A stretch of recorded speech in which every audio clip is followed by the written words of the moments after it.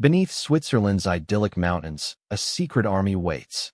Tens of thousands of bunkers, tunnels stretching for kilometers, and weapons hidden from the world's eyes.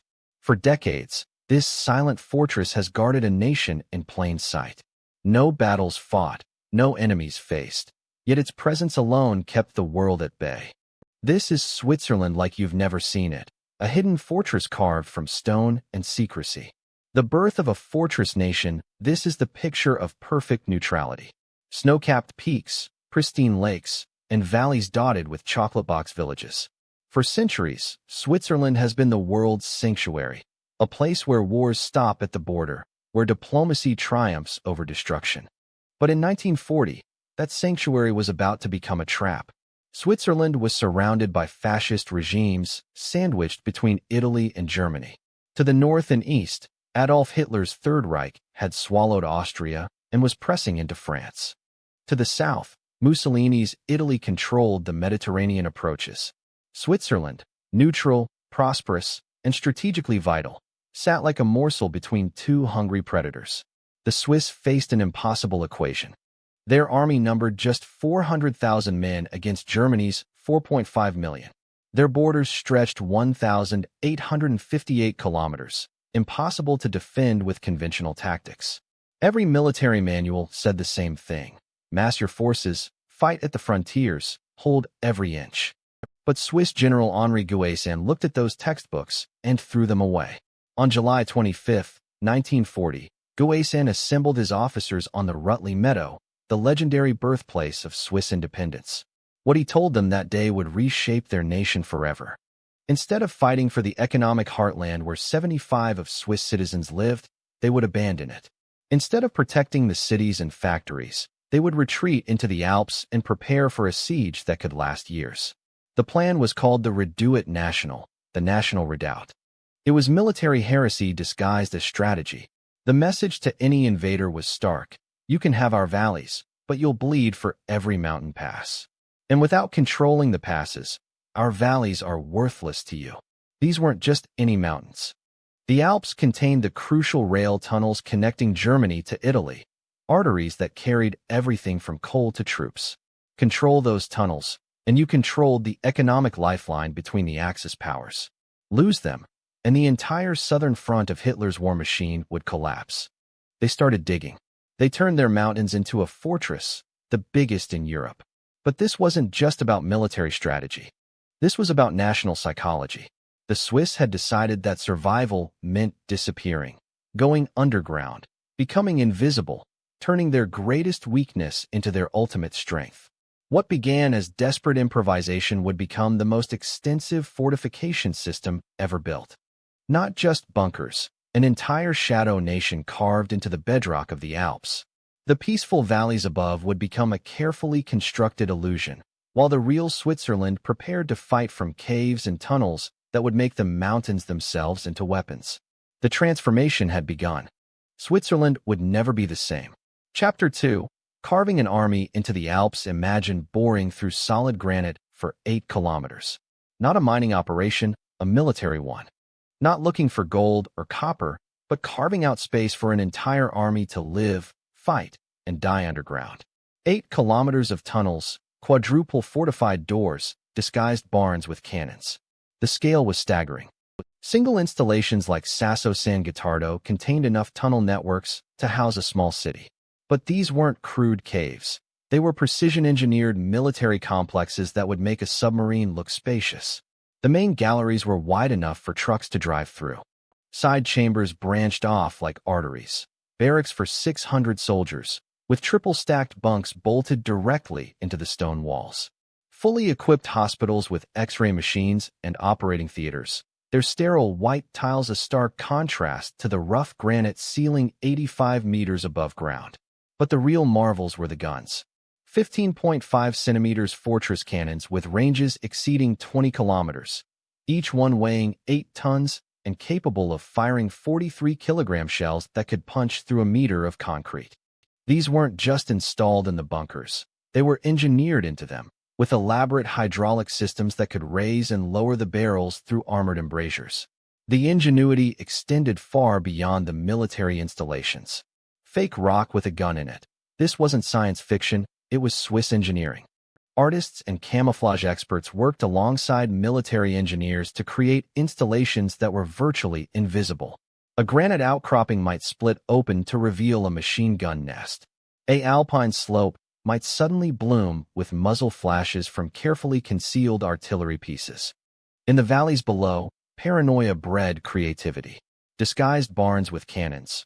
What looked like a traditional Swiss farm building might house a concrete bunker with firing slits hidden behind wooden slats. Remove the fake hay, and a 47mm anti-tank gun would emerge, ready to destroy any vehicle that dared use the valley road. But the Swiss took camouflage to almost absurd lengths. Entire villages were militarized. Chalet windows that were fake, painted on concrete walls that concealed machine gun positions. Charming alpine homes that were actually reinforced bunkers, complete with fake flower boxes and decorative shutters hiding steel gun ports. The psychological effect was deliberate. Every German or Italian soldier advancing through Swiss territory would face a nightmarish question. Which buildings are real? Which hills conceal cannons? Is that farmer actually a sniper? The entire landscape became a weapon of doubt and paranoia. The largest bunker, 30,000 square meters, roughly the size of 4 football fields, all of it carved from solid rock. Soldiers sleeping 85 meters below rock, deeper than a 20-story building is tall. The engineering specifications were mind-boggling.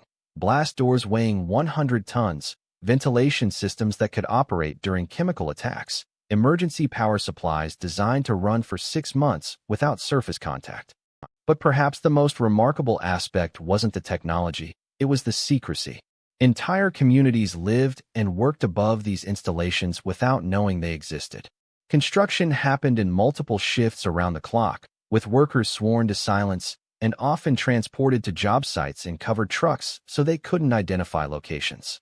The mountains themselves became collaborators in this grand deception. Natural rock formations provided perfect cover for artificial improvements.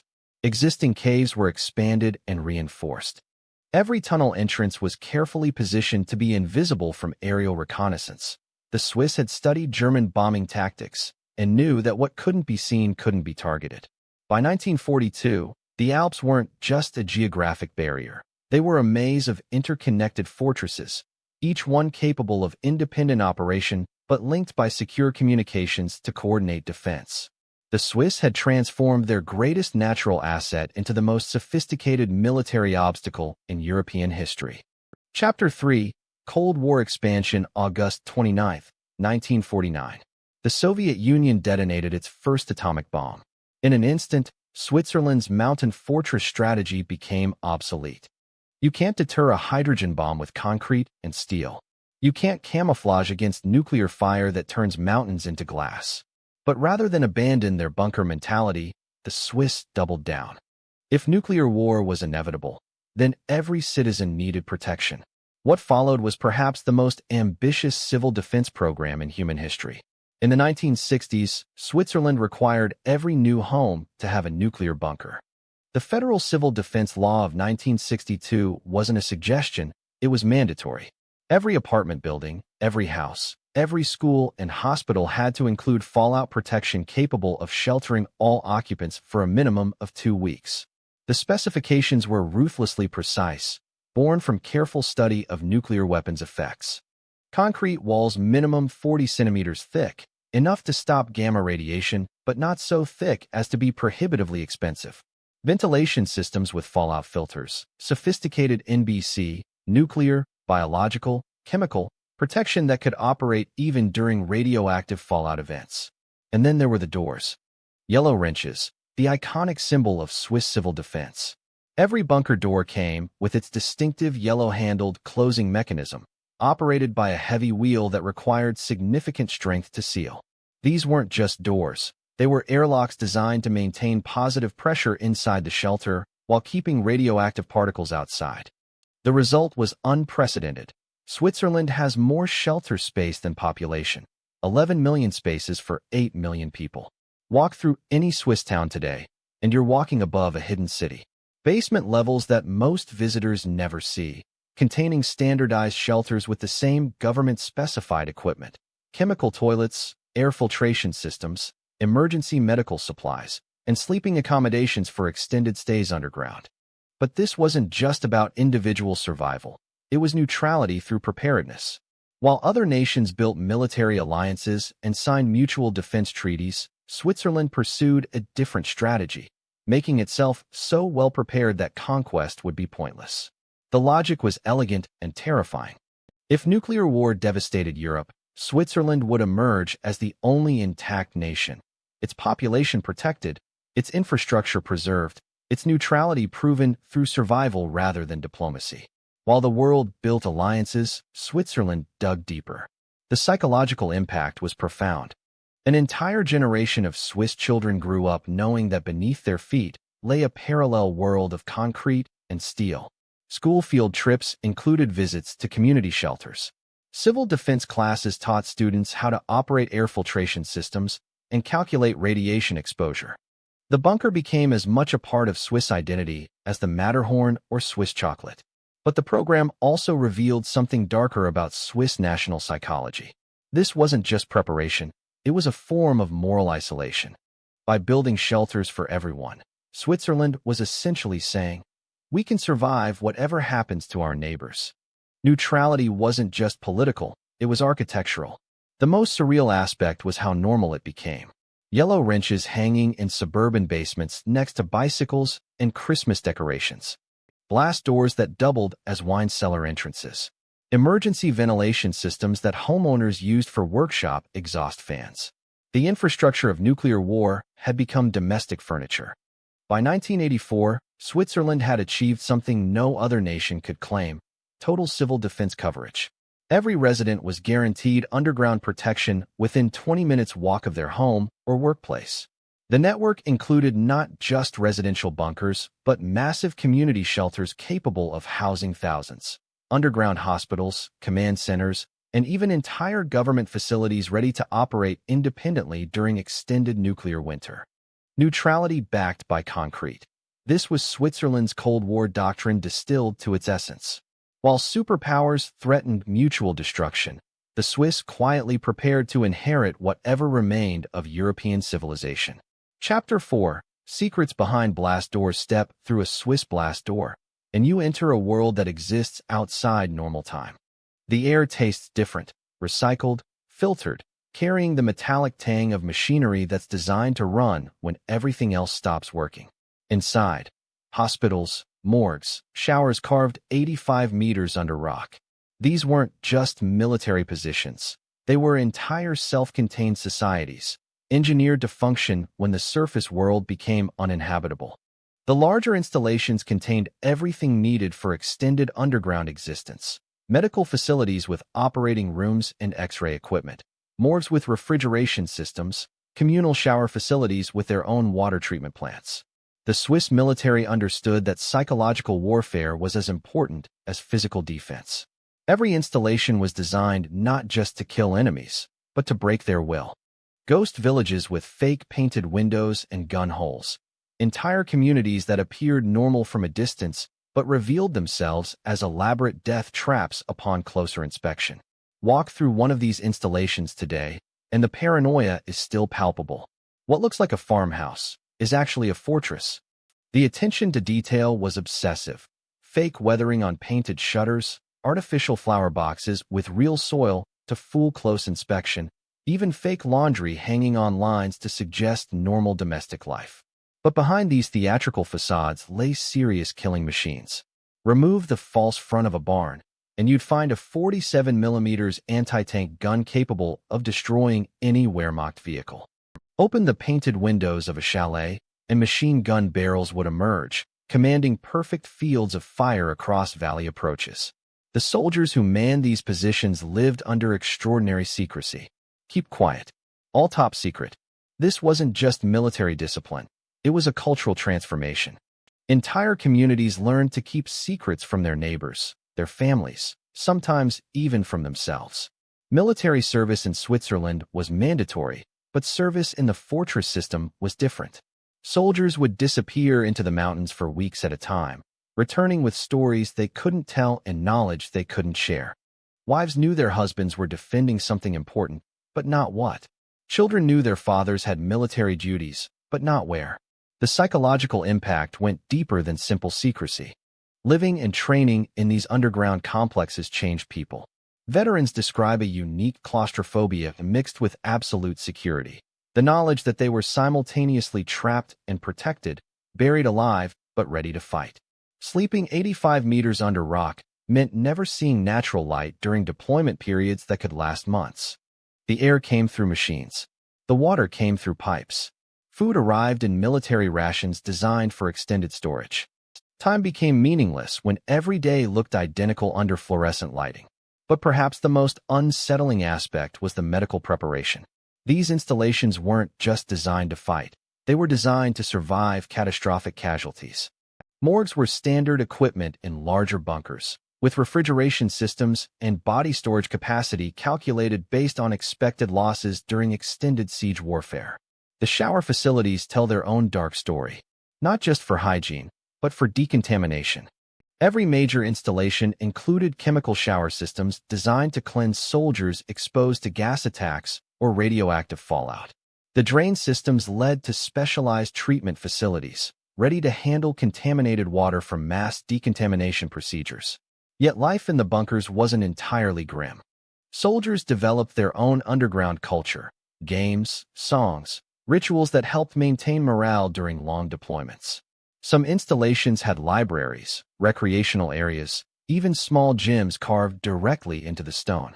The Swiss military understood that mental health was as crucial as physical defense. The secrecy culture extended beyond military necessity into national paranoia.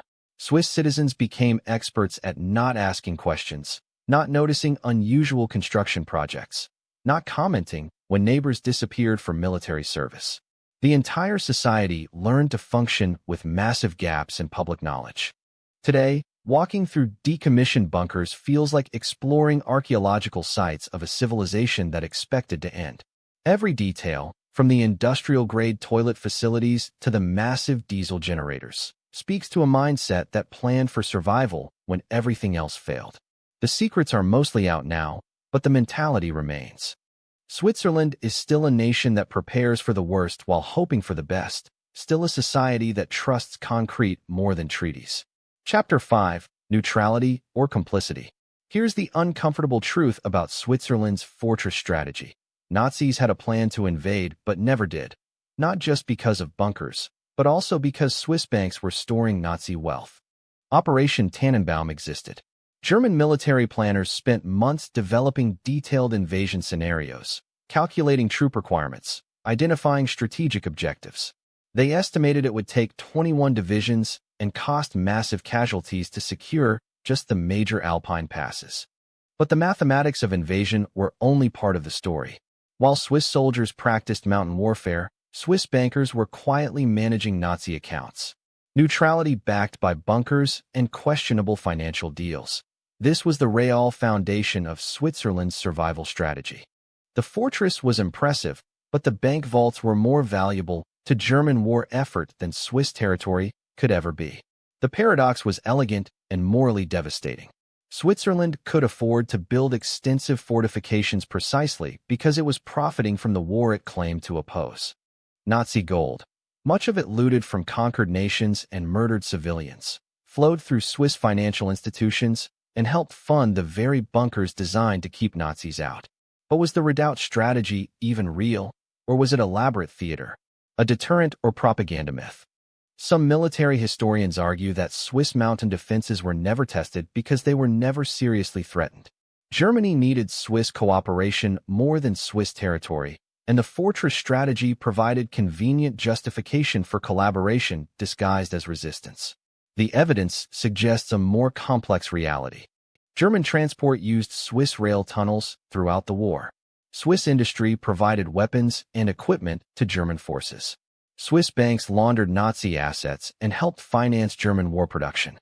The mountain fortress existed, but so did extensive economic collaboration. Consider the timeline.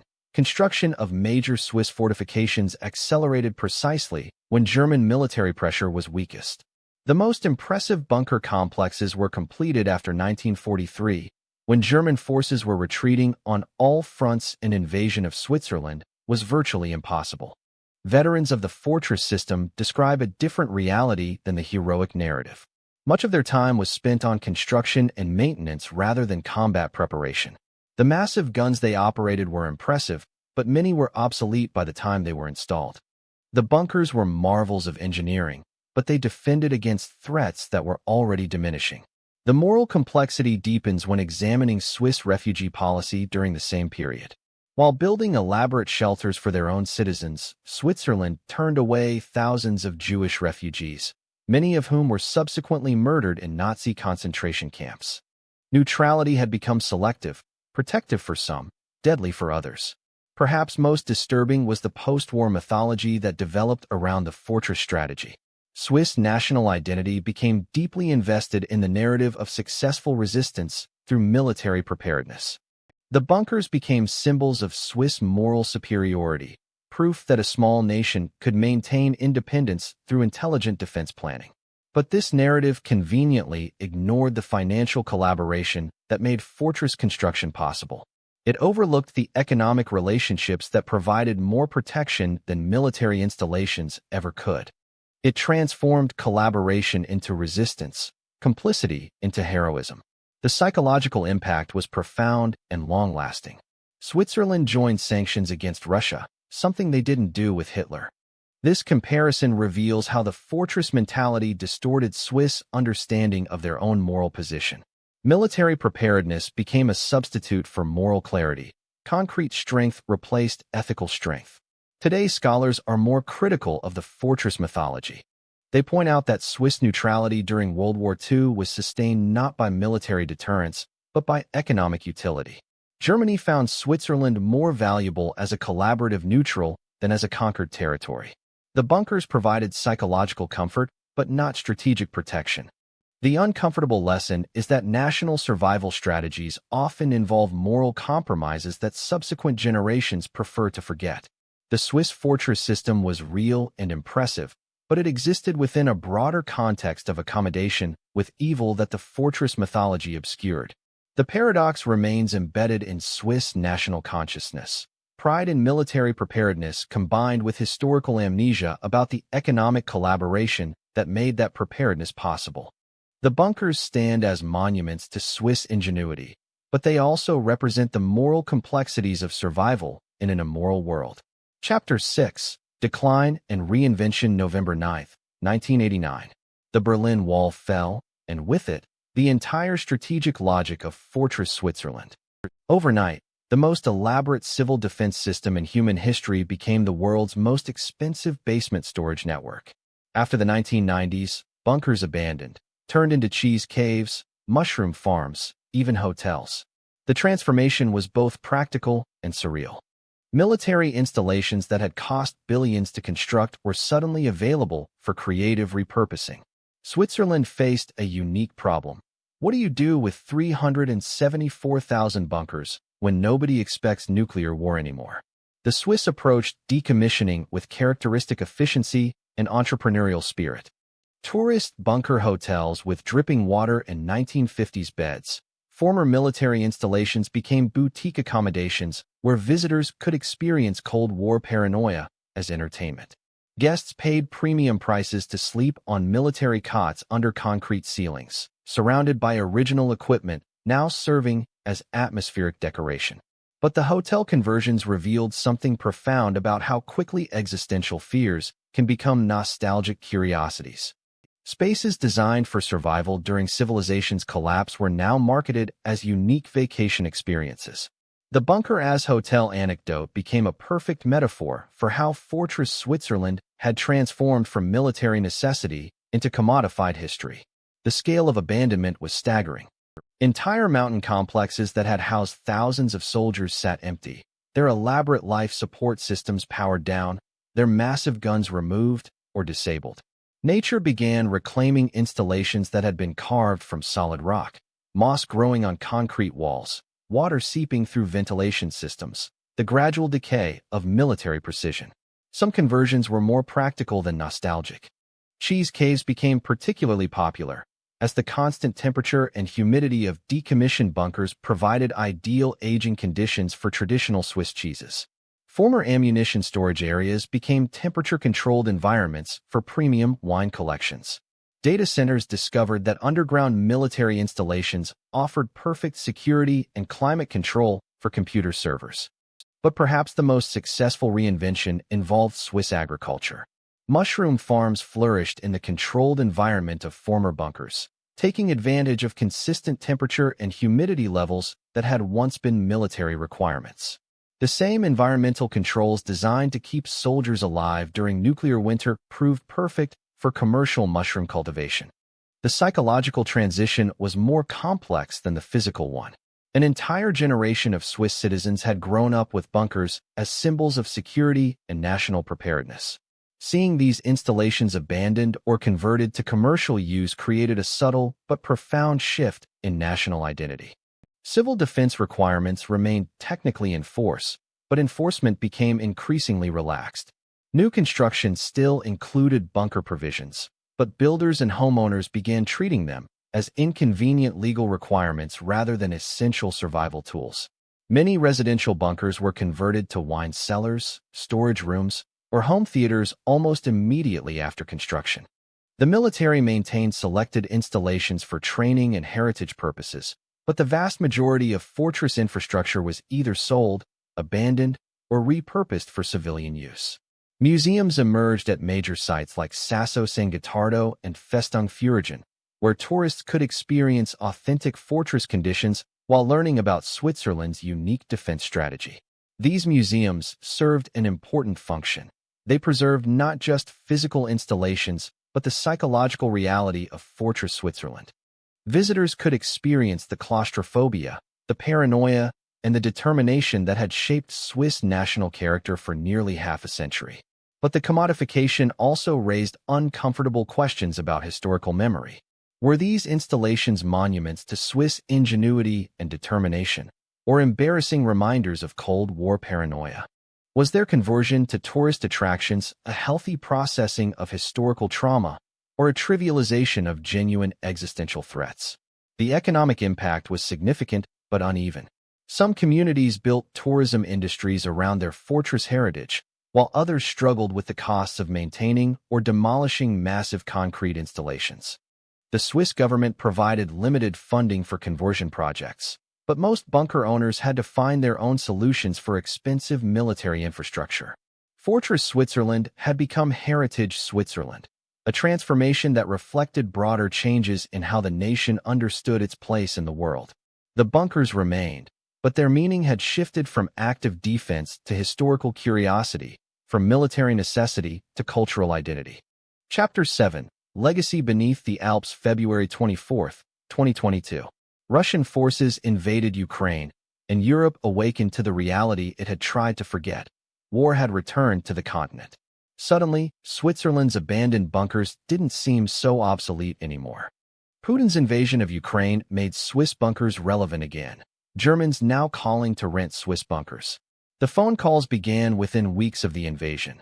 German civilians inquiring about bunker rentals, Austrian families asking about cross-border shelter access, even wealthy individuals from across Europe seeking to purchase decommissioned Swiss military installations. The psychological shift was immediate and profound. For 30 years, the Swiss fortress system had seemed like expensive paranoia preserved as tourist curiosity. Now it looked like prescient preparation for a world that remained fundamentally unstable. But the Ukraine conflict triggered something even more significant than renewed interest in physical shelters. It forced Switzerland to confront the fundamental contradiction at the heart of its national identity: neutrality redefined. How do you remain neutral when neutrality itself becomes a moral position? Switzerland joined sanctions against Russia, something they didn't do with Hitler. This decision represented the most significant shift in Swiss foreign policy since World War II. For the first time in generations, Switzerland abandoned strict neutrality in favor of what officials called solidarity with democratic values. The historical parallel was unavoidable and uncomfortable.